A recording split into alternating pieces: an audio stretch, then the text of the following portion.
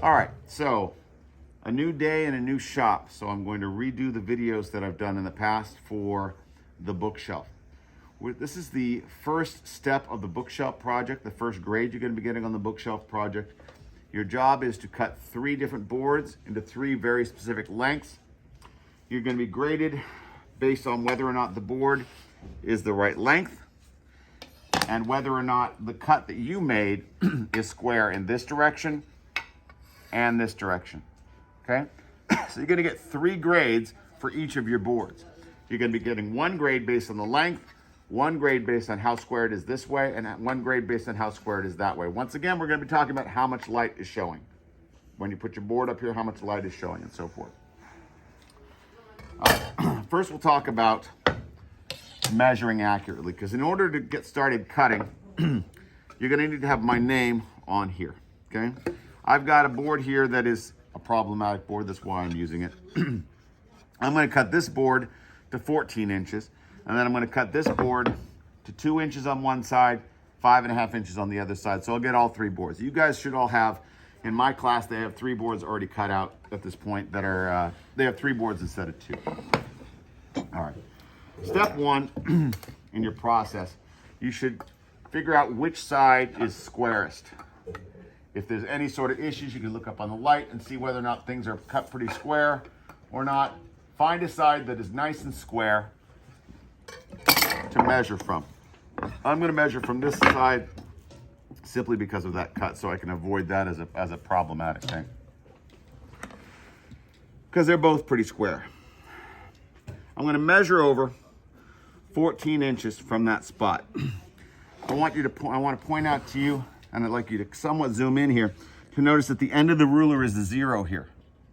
Okay, I find that some people seem to want to do that for some reason, where they are starting at the end of the brass. That is not the 0.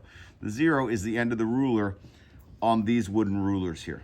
Okay, so I'm going to make sure I'm right where I want to be here, and I'm going to mark this very carefully at 14 inches. This little triangular thing, or this little carrot I'm doing right there, is something I learned when I was 16 and I was helping a guy build a house. It basically indicates that I've measured twice, because I put my pencil down where I want it, I moved off to the right, put my pencil right back where I wanted it, and then moved off to the left, basically saying that this spot right here is measured twice to be correct. I'm going to take this, and I'm going to put my pencil right where I want it. I'm going to make sure I am right up against the edge here. I'm squeezing here, okay? Because I want to make sure that this is square to that edge, okay? So I will, as a teacher, will check the measurement and make sure it is accurate. And then I will take a look at it and I will make sure it's square before I sign it off. And that's what it'll look like. And that says you're ready to cut. You need to get all 3 signatures before you move forward.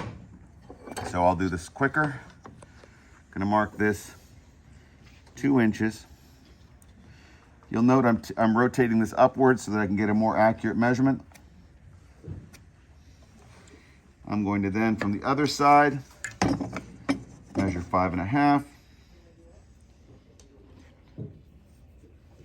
Actually, I'm not. Because I'm trying to demonstrate to you guys, somebody give me your 2-inch board. Somebody just go grab me one of the short boards. I'll replace it for you. I'm going to start by measuring this at 5.5 inches. Thanks.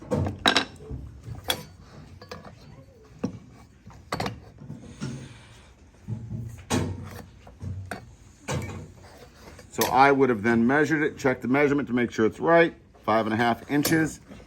Check to make sure it's square, and signed it. And then I would check this. The student has already done this work, so I'm going to check it. That looks good. That looks good. So I would sign that. Okay, so we have 3 boards that you're working with. It's all 3 signed. I'm going to clamp up 2 of these boards and then unclamp them. And then I'll clamp and cut the 3rd one so that you can see how to cut things. But I want you to also have a reference to be able to go back and look at this to see how to clamp up various specific boards. all boards are going to have a piece of plywood underneath them while you're cutting. We'll go smallest. I would probably recommend cutting largest to smallest. So I'll start with the largest board here. I'm going to put 2 of these boards underneath here. This is going to be underneath here so that when I cut through here, I'm not cutting down into my tabletop. I'm right-handed, and you'll see that this cut is on my right side. That is not what I want. I want it the other way around. I am right-handed, therefore I want my cut on the left-hand side, and that'll make sense in a moment, okay?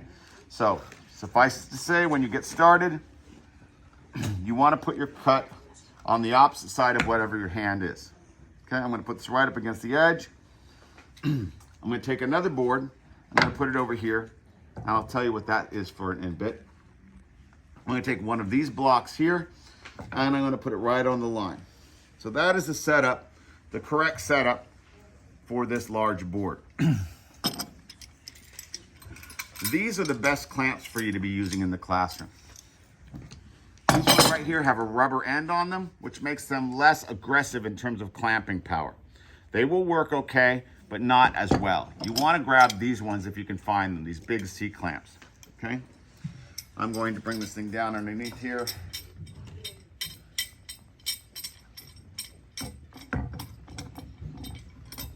And I'm going to clamp it down approximately where I want it. I'm going to mallet. Somebody find me a mallet, please.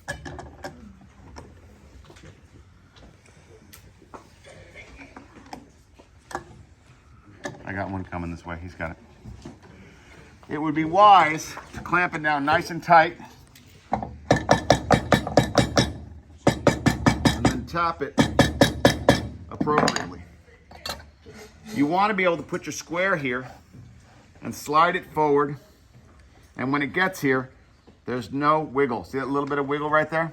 That means it's what? Do you want me to move to that side? No, I think you're fine. I slid this along here, I come up here, and unfortunately, there's a little bit of a wiggle right there. So I'm actually going to tap this thing slightly this way. Actually, the reason for that wiggle is that this side right here wasn't cut. On your board, these are parallel. On this board, it's not. But suffice it to say, this is what you want to do. You want to be able to slide forward with this square against your board, and you want to come up and land nice and set. So that tells you that this is nice and square. This thing down here honestly doesn't need to be as clamped down so that we can be more friendly with each other in terms of what clamps we have. I would recommend you use one of these other clamps over here. The entire purpose of this thing is just to keep the whole thing from moving. If you don't have a second clamp on here, this thing is likely to rotate. In fact, I'll show you that. As I unclamp this thing, you'll see that I can rotate that. It moves a little bit. See that movement? I don't want that movement. This board is here so that you don't dent this board with your clamp, okay? Especially if you're using one of these clamps. If you clamp down too tight, especially if you do that, that's clearly going to put a nice big dent in the top of that board, okay? So this board here is a sacrifice board. You should try to find someone with smaller pieces of wood for that, although I'm going to have plenty of these things around. So this is the appropriate setup for your larger board. Okay, I do actually want you to come around, which means I want you to, and I'll take the camera for a second. I want you to be right on the line. The block is sitting on the block is always going to be sitting on the piece of wood you want to keep. Okay, what's underneath this block is wood that I want to keep. Outside of the block, away from the block, over here, this is all scrap wood. That is excessively important. That this here is trash. Everything from beyond the block is trash. All right, so I'm going to put you back over here. All right, so that's how I'm going to clamp up the largest board. I'll talk a little less as we go through the other two boards, and then I'll cut the 2-inch board to show you what that should look like.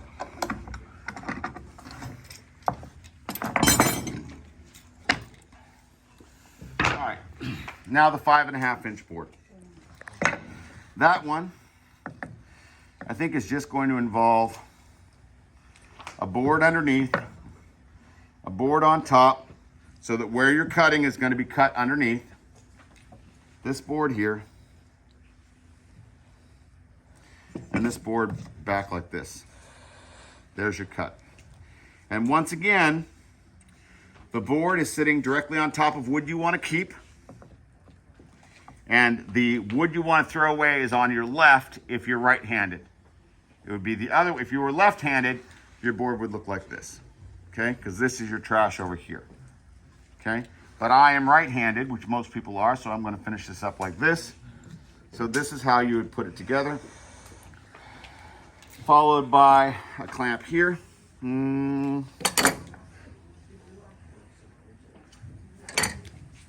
clamp down here. And then a clamp right here.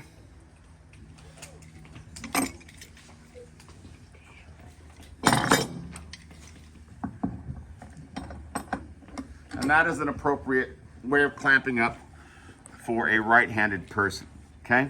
Something else to consider, something I did wrong here, is this clamp sits slightly over this block, which is a problem. I need to make sure that the clamp is out of the way for the saw blade. It is also true, had not occurred to me, that you should also move this clamp in as far as you can. It's very important because that will make this more secure and less likely to move. Let me show you what people do, which causes problems. They clamp like this, and that makes it easy to move, okay? So you want to make sure you clamp all the way in. All right, let's get the last one clamped up, and then I'll actually cut.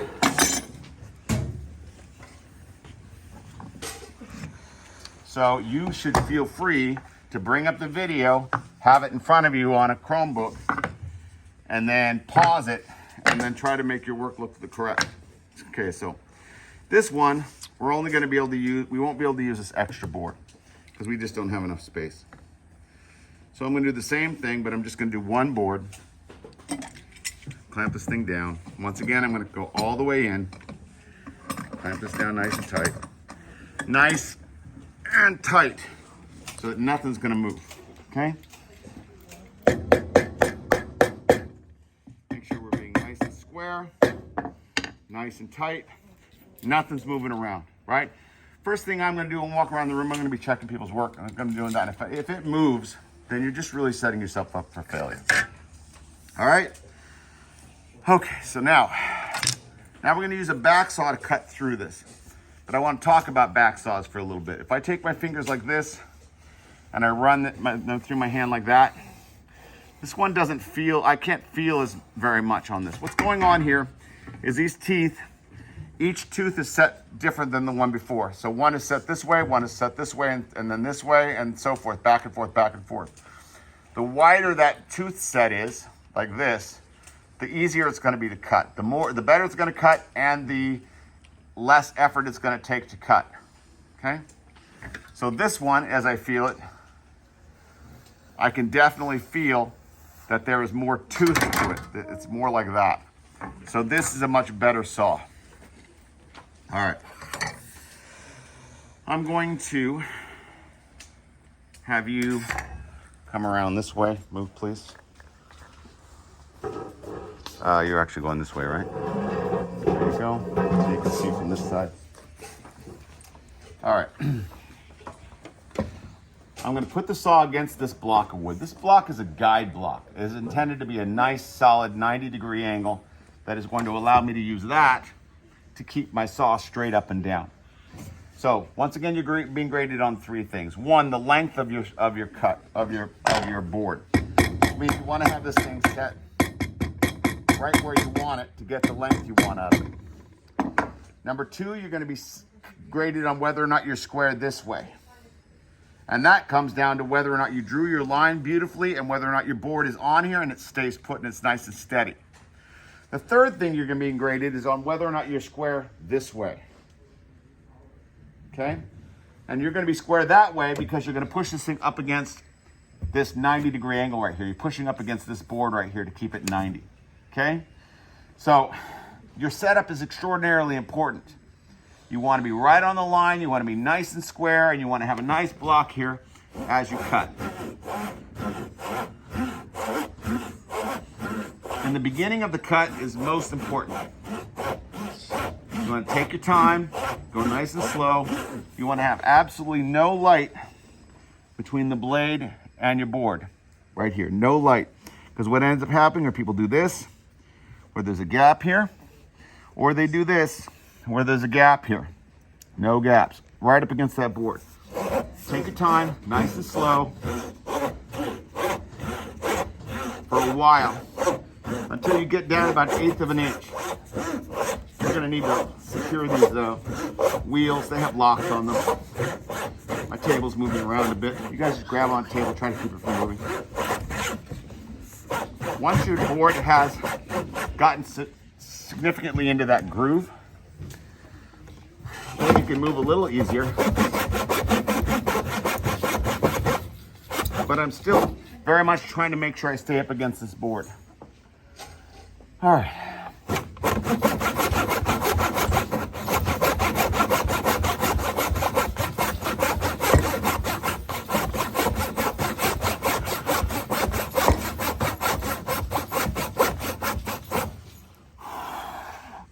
Nobody said it wasn't tiring. I think I'm slightly off square in one of the directions. I also think that the teeth on this blade could be a little better set. I might actually go buy some new blades.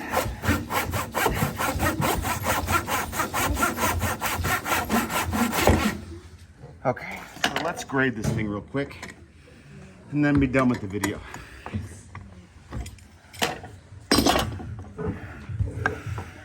I see a little bit more pencil over here than here, which makes me think there's gonna be some light. There's gonna be light over here, I believe.